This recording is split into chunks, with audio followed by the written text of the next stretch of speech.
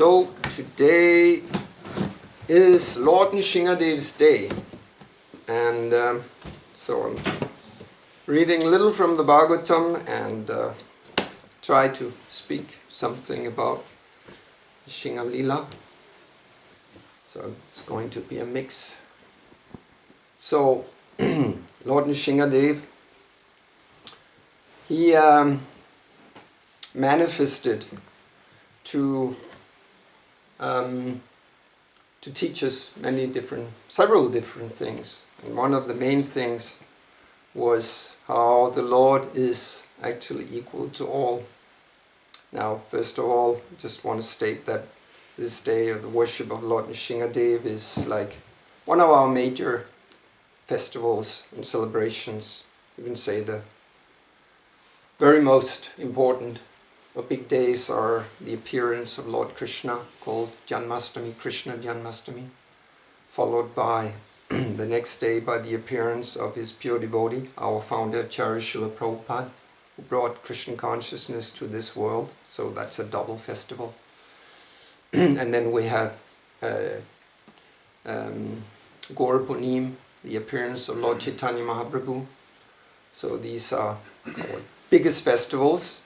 And right after that we have like days like Nishingha Chaturdashi and Nityananda Trayodashi, Govardhan Puja. So this is one of the major festivals. So we go from just before starting this speech, we chanted Radhamadava, and that's a completely different mood than Lord Nrisimhadeva. Radhamadava, Krishna Balaram, the Braj pastimes, the divine pastimes taking place in Krishna Loka. These are Madhurya Ras, these are of a very sweet nature, very intimate nature. Whereas the relationship to Lord Nrisimhadeva is a different kind of relationship. Then you don't have the same intimacy. This is a relationship of awe and veneration. You cannot react towards Lord Nrisimhadeva as you act towards Radha and Krishna. That is not possible. That's no-go zone.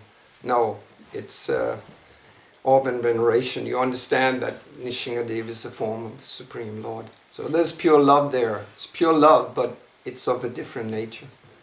I posted different videos the last few days, and there's one I wanted to post. I didn't get to post it, but because I may get some criticism because it was from the Ritvik camp. It's from the another Vaishnava group. We don't agree with the philosophical about Guru Tattva, about the nature of the spiritual master, but whatever, wherever you see a great level of love and devotion for the Lord, you want to, at least me, I want to share it. I just didn't get to share it, but it's in Bangalore, in the very amazing temple that Ritviks have created under Madhupandi Prabhu in Bangalore, and they have a celebration of Nrisimhadeva, and they are sitting. It's very gorgeous actually. They're sitting down, so many devotees, I don't know how many there are, maybe 30 devotees are like, they're sitting symmetrically in a yantra form of yantra, and they are chanting glorification of Nrisimhadeva, and they are having, in the middle they have a homa, they have a fire sacrifice. So they chant the Nrisimha Kavacha, very famous. Kavacha means protection, prayers to Lord Nrisimhadeva for protection. And they pray, offer different other hymns like Ugravi Rama Vishnum Jalantam Sarvato Mukam Nrisimha Vishnam Badram Rityum Namamyaham, over and over again. So they do the same, and after each mantra, they chant the Svaha, and they offer oblations in the fire, and they do it all together, and in background they have like some musical accompaniment to it. It's very, very beautiful, and you feel that, you feel the love for Nrisimhadeva, and you also feel that special mood. So it's not one of intimacy, it's not one of Lord Nrisimhadeva is so wonderful, and they give the love to Nrisimhadeva in that form. So it's love, it's definitely love, just a different mellow. Like in this world we have so different kinds of loving relationships. So the relationship between a man and his wife, man and husband and wife, that's different from the love a person may meet at at work. You may say it might not be love, that's maybe too strong a word, but you also have professional relationship where you have so much respect for each other that it's tangible to some kind, at least, affection. But it's a very different kind of affection. You cannot go to the boss and you really respect him and because he's very personal, you know. But you can't go and show him the same kind of feelings that you show your wife. That's not, you know, that you don't do that. That's simply out of place, or the love between a parent and a child. So we have all these different relationships. So I might post that video one of these days. It's very active, really nice. So this is one of the major days, and we hear about Lord Nrisimhadeva in the 7th canto of Srimad Bhagavatam, and a prelude to that, just before that, there is the first chapter is called, it's not here, it's The Lord is Equal to Everyone. So there was a talk between Shukadeva Goswami and Parikshit Maharaj, and Parikshit was asking, because he just heard the narration of Indra fighting the demons, of the disagreement and the, what do you call it, the friction between Diti and Indra. Because, I'm not getting too much into that, but Diti was very angry towards Indra. And she did penances and worship, the Pungsavan ritual, a special worship of the Lord, in order she wanted a son that was so strong he could kill Indra. She wanted to kill the king of heaven. So she did all this, and Indra, you know, is a very special person, so he knows what's going on. So he found out, and he knew he was in trouble, because Diti, by her, you know, very fixed up worship of the Lord and austerity, she would be able to get that boon. A woman who is very strict, chaste, and she can get a lot of potency, a lot of Shakti. And so he wanted to prevent that from going on, so he wouldn't get killed. So anyway, that Leela was there, and Parikshit Maharaj was hearing about it. And then Indra, on behalf of the demigods, the devas, they were fighting the demons, because you always have the fight between the good and the bad, between the demigods on the higher planets and the asuras, a demoniac species. They are always fighting for supremacy. At all times it's going on. Also today. We're not getting into that subject, speaking about certain persons that shouldn't be mentioned here on the political global lead, but it's there. They are fighting for supremacy.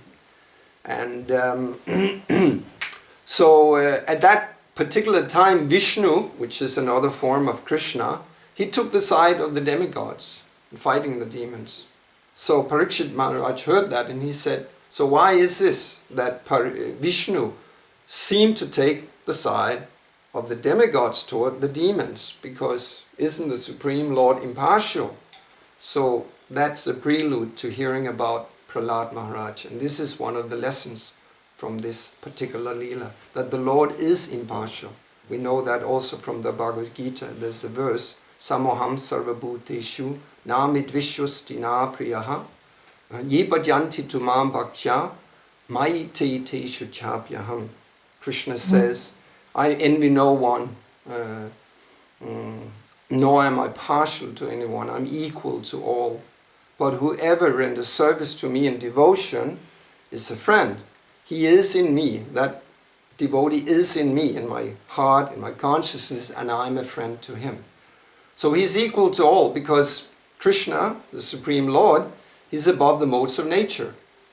All this enemy and friend, this takes place under the material influence of the three modes of nature, particular passion and ignorance, the low modes of nature. And Krishna is nirguna, he's above all this, he's transcendental. So he's not, every single soul is his part and parcel. Whether they're in a demigod body or they're in a demon body, they're parts of Krishna. So he's not partial. But naturally, he gives himself more to those who surrender to him, those who have love for him. This is just natural.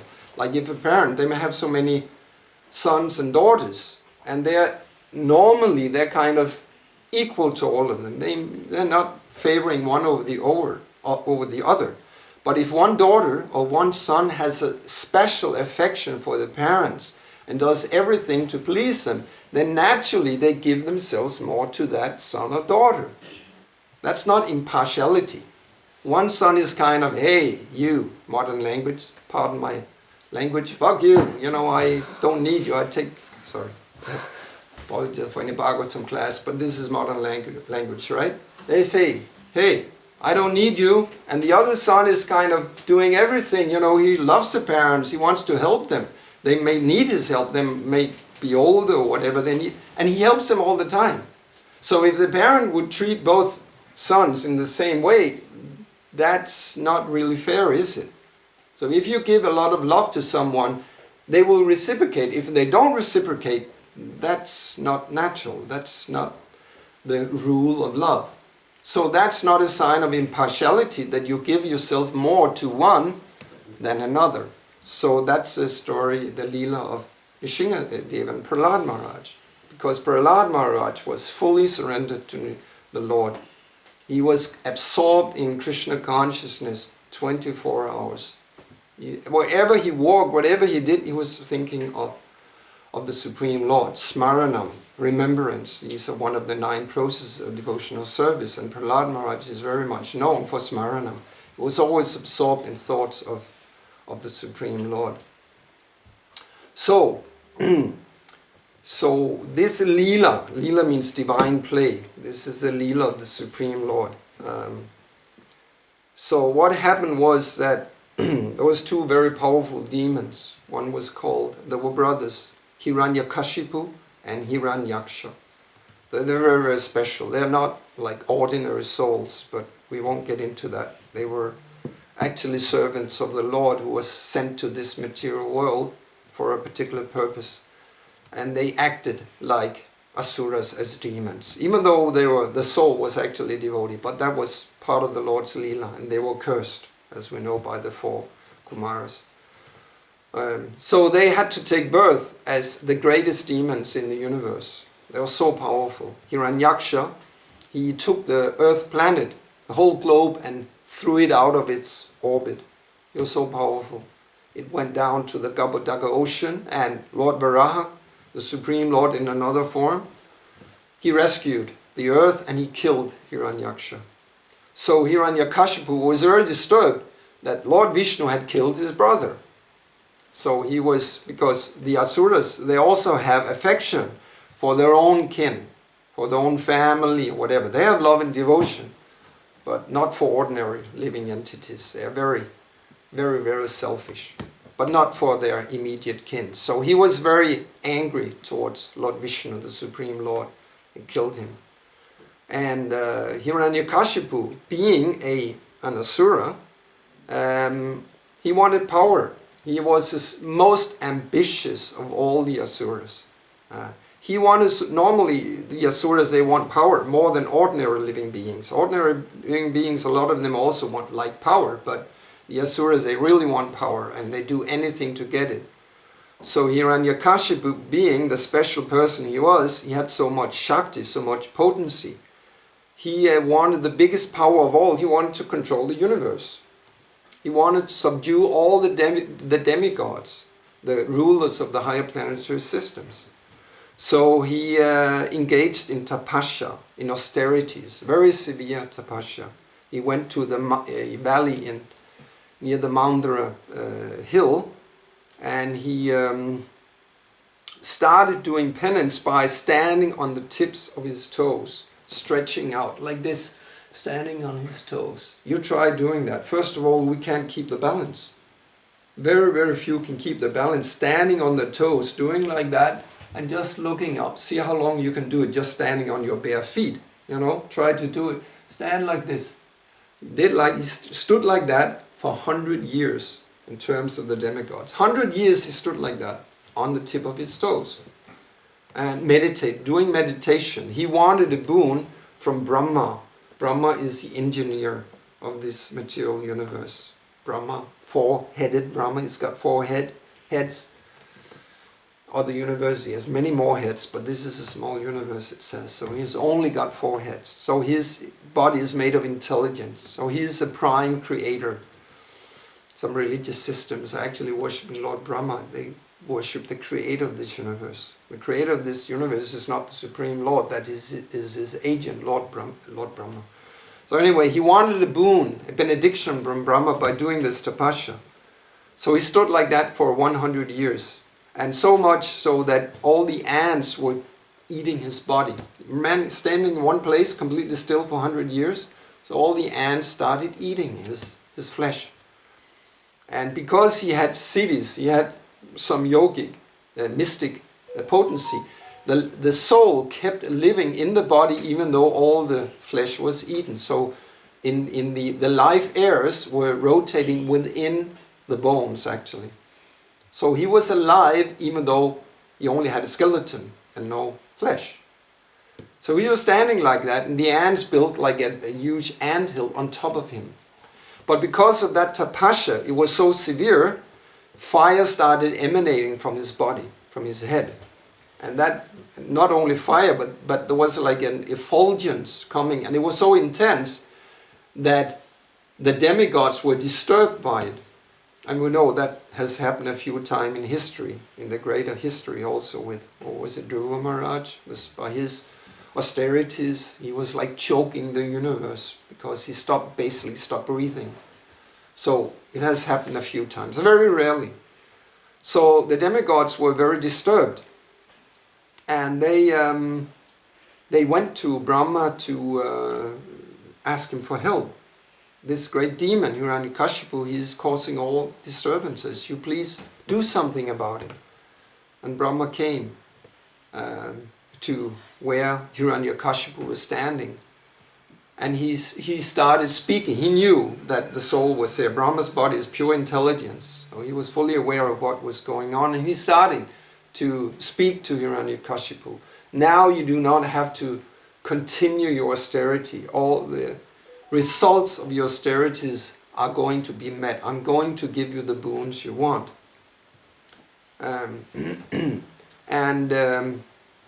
After doing that, he had his water pot, Kamandulu. He took a few drops of water and poured it on top of the skull of Hiranyakashipu.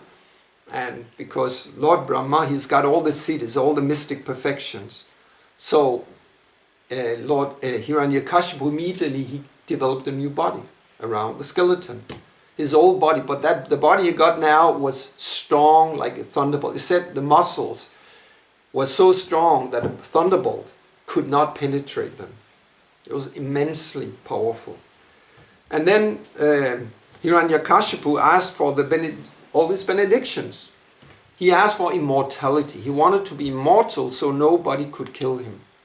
But Lord Brahma said, I cannot grant you that boon because I myself am not immortal. Lord Brahma lives a long time. But at one point he has to give up his body. So he cannot give that. But then Hiranyakashipu he wanted to trick Brahma to get immortality by clever means. So he asked him, make sure I'm not killed by any man or animal. I'm not killed inside or outside any building. I'm not killed by any weapon. I'm not killed by any demigod. I'm not killed by this living entity or that living entity. I'm not killed during the day. I'm not killed during the night. I'm not killed on land or in air or in water. So he tried by trickery to gain immortality. So Lord Brahma, he granted him. And he also asked for all the siddhis, all the 8 mystic perfections. So he got all that. Lord Brahma granted him. So he was so powerful. And then he started conquering the different planetary rulers, all the universes. And before that happened, while Hiranyakashipu was doing his meditation and austerity, the demigods conquered the demons, and they entered Hiranyakashipu's palace. And in that palace, Hiranyakashipu's wife was pregnant, and the demigods thought, oh, she's pregnant, and the son of Hiranyakashipu will be as powerful as his father. So they wanted to kill the son after he was born. They didn't want to do it while she was pregnant. That didn't happen. But then Narada Muni, the great sage, came and said, no, stop. You do not take this woman. That woman carries in her womb not a demon, but the greatest devotee. Narada Muni knew that. Narada also got the cities. He knows about all this. So he took care of this woman. He took her, Hiranyakashipu's wife, to his ashram, and then he started speaking philosophy. He started speaking Bhagavatam, the high philosophy, to her. And Prahlad in the womb, he heard all this. The baby in the womb can hear. So he heard all this philosophy from the most elevated devotee, Narada Muni. So that's just like important to know also, the story of Prahlad. Anyway, Hiranyakashipu, he started conquering all the different planets. He took over even King Indra. He took his palace, conquered all of them. They had no power to conquer Hiranyakashipu. At that point, he was so powerful. And then he started acting like the great demons. Once he conquered everything, except for only 3 persons he didn't conquer this universe. Lord Brahma, Lord Shiva, and Lord Vishnu. Besides that, everyone else was under his rule. And he started treating them very arrogantly. He had the great devas, great worshipful personalities, come and bring him. They brought him wine, they brought him food, they brought him grapes, whatever he was laying there, like whatever the Romans, and just, eating this. And he was treating them with disdain, even though a very respectable personality, worshipful personality. Hiranyakashipu was, hey, Varuna, bring me this, come on, quick, whatever. So he was treating them very badly. He was, they were not in a nice position. So at one point, the demigods, they went to and prayed to Lord Vishnu, because it was kind of too much for them. They prayed to Lord Vishnu, and Lord Vishnu said, I'm aware of all that's going on, fully aware. They wanted him to interact. And he said, I will interact in due course of time when Hiranyakashipu will start mistreating his son, when he will kill his own son. Until that, you just have to be patient. So they went from there. After offering those prayers, they felt relief. They knew it was just a matter of time before the solution of the universe would be solved. Because the universe is not in a good situation when the asuras are in charge. When the devas in charge, everything flourishes. All the minerals will be there, food will be abundant, weather will be nice, people will be more peaceful, everything will be nicer also on the material platform. But when the asuras are in charge, everything gets turned upside down. Everything becomes chaotic. Also like we see in this modern world. Don't get into details. It's very clear it's not the devas that are controlling this world at the present time. You give all the potency to Fauci, to Soros, to Gates, and all these, sorry, they slipped my mind, all these rascals in the guise of human beings, who actually are asuras, not as powerful as Hiranyakashipu, and everything gets spoiled, right? Then you get chemtrails, and you get all the pollution, then you get exploitation, and you get pedophilia, you get all these crazy things are simply arising more and more. You get all the wokeness, form of insanity that's going on in the world today. It's all insanity. Why? Because the demons are pushing it. They want to make night into day. They want to revert things. That's one of the things Hiranyakashipu wanted to do. He actually, one of his purposes was he wanted to change the effects of pious and impious activities. So he wanted so that you perform impious activities and you get good result. And you do pious things, you worship the Lord, you do all the religious activities mentioned in the Shastra, and you get bad results. So he wanted to turn it completely around. So this is a demon. This is the nature of the demons.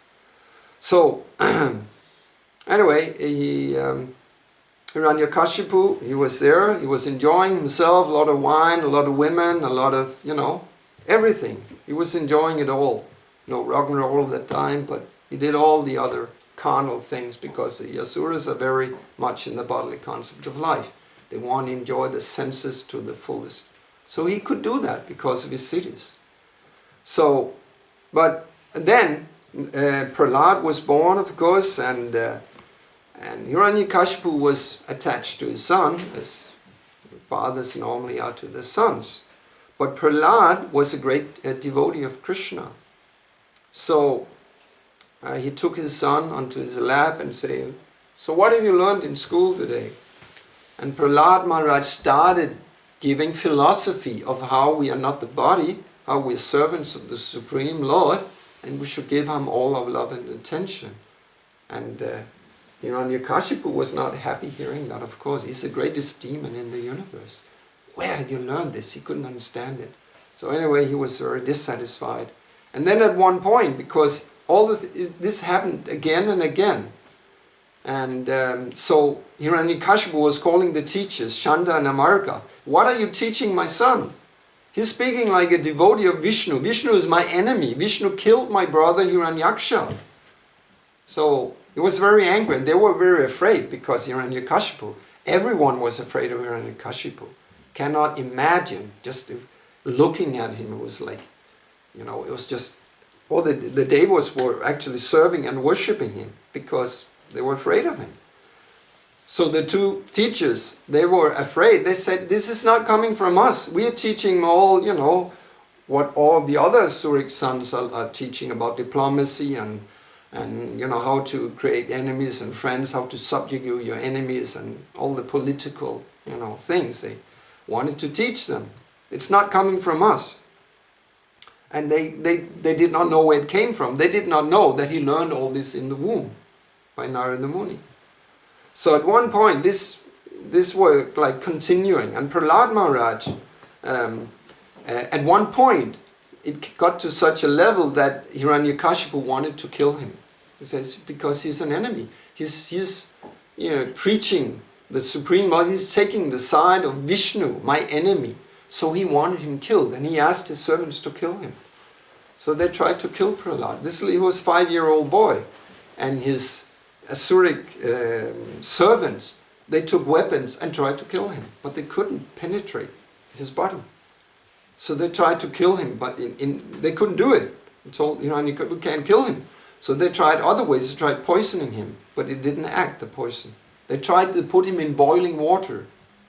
And Prahlad was simply sitting there in a big pot of boiling water, meditating on the Supreme Lord, worshipping him. He couldn't be boiled. His body did not react to it. They took him from a high cliff, threw him out, a long way down on stones. The Supreme Lord saved him. This is not mythology. This is actually happening. We have heard of this. Krishna can do that. There's even stories in modern times how devotees were miraculously saved. Well, of course, we have to understand Prahlad is very, very special. His purity, his love for the Lord was so great that the Supreme Lord came personally to protect him. So they couldn't kill him. And so Prahlad Maharaj kept going in the school, and he was preaching to all his classmates in the breaks the philosophy of Krishna consciousness when the teachers were not present. And actually all the demoniac sons, they became devotees of the Lord. Imagine that. These are all demons. They hate Vishnu, Krishna, and the sons are becoming devotees.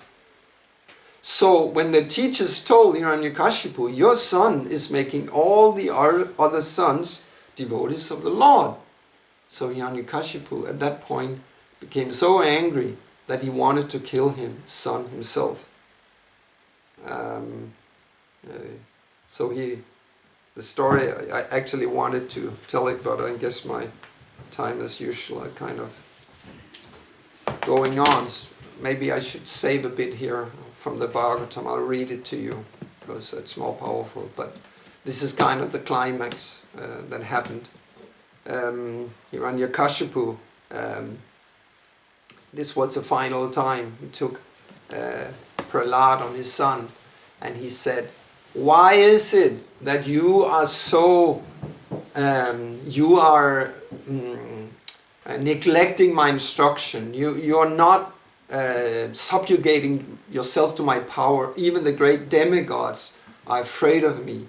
and following my instructions, but you don't care, you're not afraid. You don't follow my command. Who is giving you that power? And then Prahlad Maharaj was telling his father, I get the power from the same source that you get your power. And everyone gets their power. And that's the Supreme Lord Vishnu. And then Prahlad Maharaj was telling his father, you're such a fool. You do not know the strength of where your strength is coming from. And you're simply absorbed in material life. And neglecting the Supreme Lord. So he was actually telling his own father, which you don't do in Vedic culture, and even today in Indian culture, you don't do any culture society. Generally, the sons, they do not kind of challenge their father. I know this is very, very strange to hear from someone here in this part of the world, because that's not so much going on here. But in more civilized societies, you do not speak against your parents, and definitely not when your father is the greatest demon, most powerful person in the universe. And this is a 5-year-old child. And you got this extreme macho person, extreme macho, really, like, this is testosterone in its superb level. So this little innocent child is telling your father, you're a fool, dear father. And even Indra, the others did not dare say anything to him. So this was that little boy with all his purity. And so he got Hiranyakashipu enraged. And I'll just read a bit here before concluding this speech. Let me see. I'll get a little here. Yeah. So this is the Bhagavatam in the 8th canto. The Lord slays the king of the demons. 7th canto. 7th canto, chapter 8, thank you, sorry. I'll just take this conversation and then what happens. It's not so long. So Hiranyakashipu said, O most impudent, most unintelligent disruptor of the family, O lowest of mankind, you have violated my power to rule you, and therefore you are an obstinate fool. Today I shall send you to the place of Yamaraj. Yamaraj is king of death. So today I'm going to kill you. My son Prahlad, you rascal, you know that when I'm angry all the planets of the 3 worlds tremble along with the chief rulers. By whose power has a rascal like you become so impudent that you appear fearless and overstep my power to rule you? Prahlad Maharaj said, my dear king, the source of my strength, of which you are asking, is also the source of yours. Indeed, the original source of all kinds of strength is one. He is not only your strength or mine, but the only strength for everyone. Without him, no one can get any strength. Whether moving or not moving, superior or inferior, everyone, including Lord Brahma, is controlled by the strength of the Supreme Personality of Godhead. The Supreme Personality of Godhead, who is the supreme control and time factor, is the power of the senses, the power of the mind, the power of the body, and the vital force of the senses. His influence is unlimited. He is the best of all living entities, the controller of the 3 modes of material nature. By his own power, he creates this cosmic manifestation, maintains it, and annihilates it also. Prahlad Maharaj continued, my dear father, please give up your demoniac mentality. Do not discriminate in your heart between enemies and friends. Make your mind equipoised toward everyone. Except for the uncontrolled and misguided mind, there is no enemy within this world. When one sees everyone on the platform of equality, one then comes to the position of worshipping the Lord perfectly. In former times, there were many fools like you, who did not conquer the 6 enemies that steal away the wealth of the body. These fools were very proud, thinking, I have conquered all enemies in all the 10 directions. But if a person is victorious over the 6 enemies and is equipoised toward all living entities, for him there are no enemies. Enemies are merely imagined by one in ignorance. Hiranyakashipu replied, you rascal, you are trying to minimize minimize my value as if you were better than me at controlling the senses. This is over-intelligent. I can therefore understand that you desire to die at my hands, for this kind of nonsensical talk is indulged in by those about to die. O most unfortunate Prahlad, you have always described a supreme being other than me, a supreme being who is above everything, who is the controller of everyone and who is all-pervading. But where is he? If he is everywhere, then why is he not present before me in this pillar?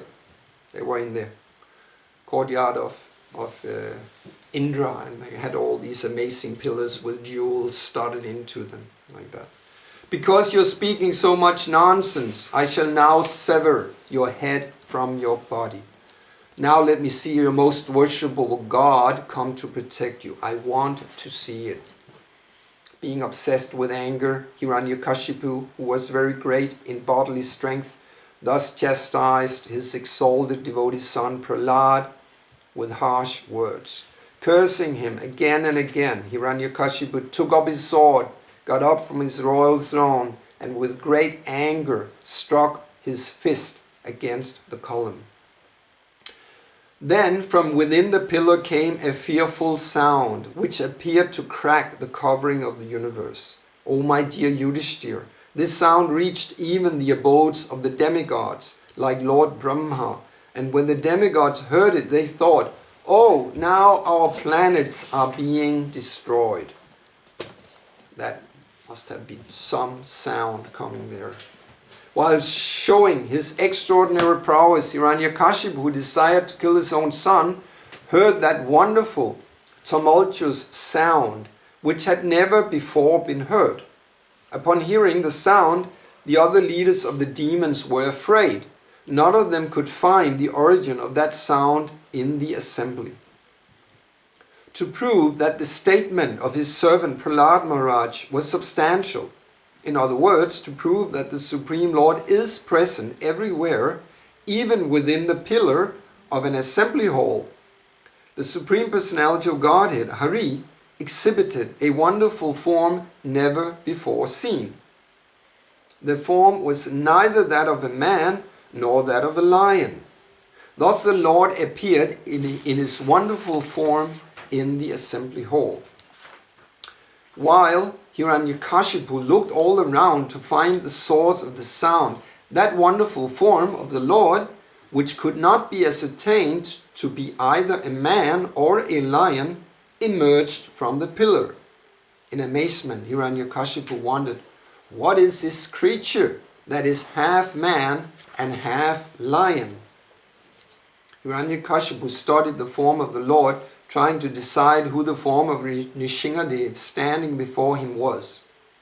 The Lord's form was extremely fearsome because of his angry eyes, which resembled molten gold, his shining mane, which expanded the dimensions of his fearful face, his deadly teeth, and his razor-sharp tongue, which moved about like a dueling sword.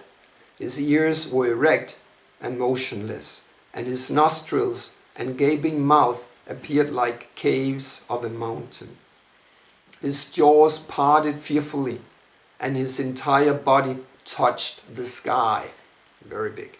His neck was very short and thick, his chest broad, his waist thin, and the hairs on his body as white as the rays of the moon. His arms, which resembled flanks of soldiers, spread in all directions as he killed the demons, rogues and atheists with his conchal, disc, club, lotus and other natural weapons. Hiranyakashipu murmured to himself, Lord Vishnu, who possesses great mystic power, has made this plan to kill me. But what is the use of such an attempt? Who can fight with me? Thinking like this and taking up his club, Hiranyakashipu attacked the Lord like an elephant.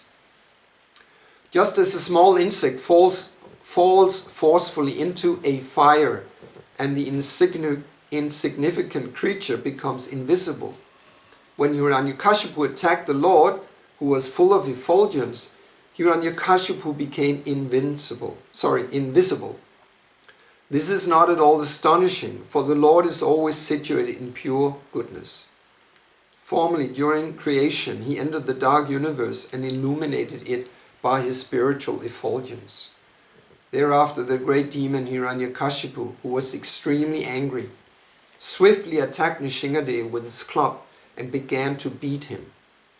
Lord Nrisimhadeva, however, captured the great demon along with his club, just as Garuda might capture a great snake.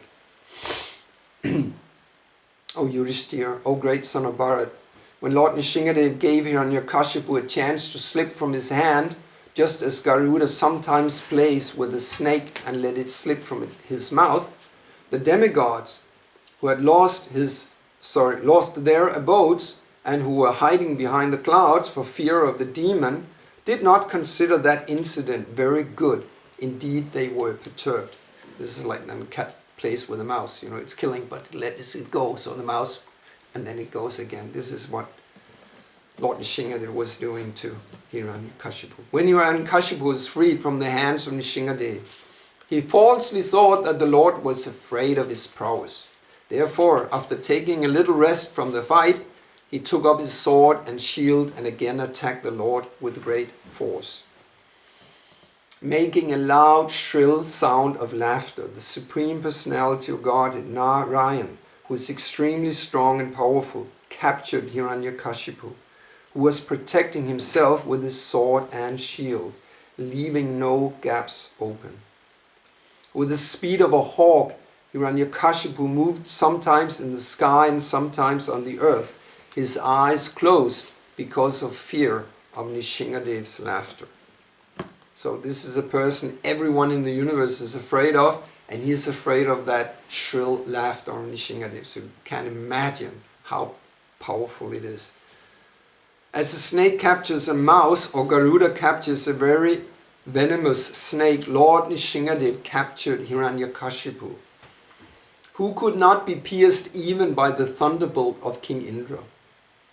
As Hiranyakashipu moved his limbs here, there and all around, very much afflicted at being captured, Lord Nrisimhadeva placed the demon on his lap, supporting him with his thighs, and in the doorway of the assembly hall, the Lord very easily tore the demon to pieces with the nails of his hand.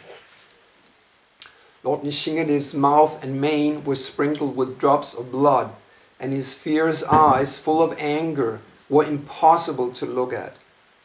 Licking the edge of his mouth with his tongue, the Supreme Personality of Godhead, Nrisimhadeva, decorated with a garland of intestines, taken from Hiranyakashipu's abdomen, resembled a lion that has just killed an elephant. The Supreme Personality of Godhead, who had many, many arms, first uprooted Hiranyakashipu's heart, and then threw him aside and turned toward the demon's soldiers. These soldiers had come in thousands to fight with him with raised weapons and were very faithful followers of Hiranyakashipu. But Lord Nrisimhadeva killed all of them merely with the end of his nails. The hair on Nrisimhadeva's head shook the clouds and scattered them here and there. His glaring eyes stole the effulgence of the luminaries in the sky, and his breathing agitated the seas and oceans. Because of his roaring, all the elephants in the world began to cry in fear. Airplanes were thrown into outer space and upper planetary system by the hair on Nrisimhadeva's head. Because of the pressure of the Lord's lotus feet, the earth appeared to slip from its position, and all the hills and mountains sprang up due to his intolerable force. Because of the Lord's bodily effulgence, both the sky and all directions diminished in their natural illumination.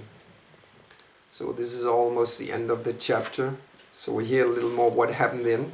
And then the Lord was so fearful. He was so angry. He was still angry. He just killed Hiranyakashipu, this terrible demon who harassed his dearest devotee Prahlad. So he was full of anger. This is one of the features of this particular form of the Supreme Lord. That is anger. He is half man, half lion, And a lion is very fearful. You see an angry lion, you're kind of... at one point, once in the zoo, I was having, I think it was a leopard. Whatever is that called, leopard? Leopard, is that an English word? Yeah. On the other side of this thick glass, right? It was there. It's not as big as a lion, but it's one of them. And it was the anger coming from it. I was on the other side. It was like throwing itself against the window, right? With all this anger. And you were there. You knew that you were protected, but you were still like, what if? And was really fearful. You could, that anger from that predator was so great, right? And you were kind of like, you're not too happy. I was kind of like, okay, I better go now. Not agitated more, you know. And so the anger coming from Nrisimhadeva, you know, is the anger coming from a leopard or a normal lion is nothing compared to what came from him. So he was so angry that even now, you know, Nrisimhadeva was killed. All the demons were killed. He killed thousands of these demons. They came and they were all like, he had a great time, like killing all these demons. Like we know, we like a good fight. This is a human nature. Whether you do it on a soccer field, or in the ring with the boxing gloves or whatever, or you do it real lifetime, Bruce Lee against all the bad guys he kills with a karate kick here and there, kung fu. This is kind of like, there's a pleasure in it for a certain type of man, you know, those with that fighting spirit. And even like warriors, you know, that's, they get a thrill from it. You know, you're fighting for life and death. And if you really, you kill all the enemies, there's a special thrill to it. Because if you don't do it, you'll kill yourself. So this is kind of the Lord's pastimes. He also likes a good fight. But no one can give the Supreme Lord a real fight. Because, you know, if you have a skinny guy on, you know, 10 years old and you meet the world champion in heavyweight, you know, this is no match at all. So in the same way, nobody can give the Supreme Lord a real match. But so Hiranyakashipu was the best go at it, and that's so he gave him a, you know, some fighting. So the Supreme Lord just had all this Leela, divine play. He killed all the demons, but he was still very angry. So nobody of the great demigods dared approach the Supreme Lord to try to pacify him. And at one point, Prahlad, that little 5-year-old boy, he was ushered. Prahlad, you go to pacify the Lord because he came because of you. So they sent this little boy, 5 years old, innocent boy, to that angry half man, half lion that everyone was afraid of. And Prahlad went there, no problem, because his purity is amazing. We just see a little child, they're innocent and they're very wonderful, but the purity of Prahlad was like intense. So he went to Nrisimhadeva and he started off in praise. And then Nrisimhadeva's anger subsided. So that was the leader. So I've finished here just with one last thing. So this was the Leela of Lord Nrisimhadeva and Prahlad Maharaj. So in the 5th canto, there is a prayer by Prahlad Maharaj. There's very wonderful prayers by Bhagavatam is full of all these prayers, and Prahlad is known for very, very amazing prayers, and many devotees will learn these prayers by heart. And there's one of them in the 5th canto. There's a chapter called the inhabitants of Jambudvip offer prayers to the Lord. So there's different varshas, different islands in this kind of, they're described as islands, places where different divine personalities are ruling. And one of them is Prahlad Maharaj. He's ruling in a place called Harivarsha. So in that chapter, Prahlad Maharaj is offering prayers to Lord Nrisimhadeva, which is his preferred form of the Lord. So he offers this very instructive prayer that we can all take to heart. And that is helping the aspiring devotee to advance in spiritual life. So I'll just chant the Sanskrit of that and the meaning, and that'll be the end of this speech. So it goes like this. Om Namo Bhagavate Nrisimhaya Tejas. Oh, I'm forgetting it. How is it going? Namaste Tejase Aviravir Bhava Vajranaga Vajradangshta Karmashayan Randai Tamograsa Grasa Om Svaha Abhayam Atmani Bhuyishta Om Ksham. So it goes, the meaning of it is, My dear Lord, I offer my respectful obeisances unto Lord Nrisimhadeva, the source of all power. My dear Lord, kindly appear, my dear Lord, who possesses nails and teeth just like thunderbolts, kindly appear in our heart and take away our material desires for fruitive activity in this world. Fruitive activities means results for a particular purpose we want to enjoy ourselves, money or whatever. So please take away these desires. Please appear in our heart and drive away the ignorance, so that we by your mercy may become fearless in the struggle for existence in this world. Very wonderful prayer. So thank you very much for your attention. Maybe there's one question or comment before we go to the kirtan.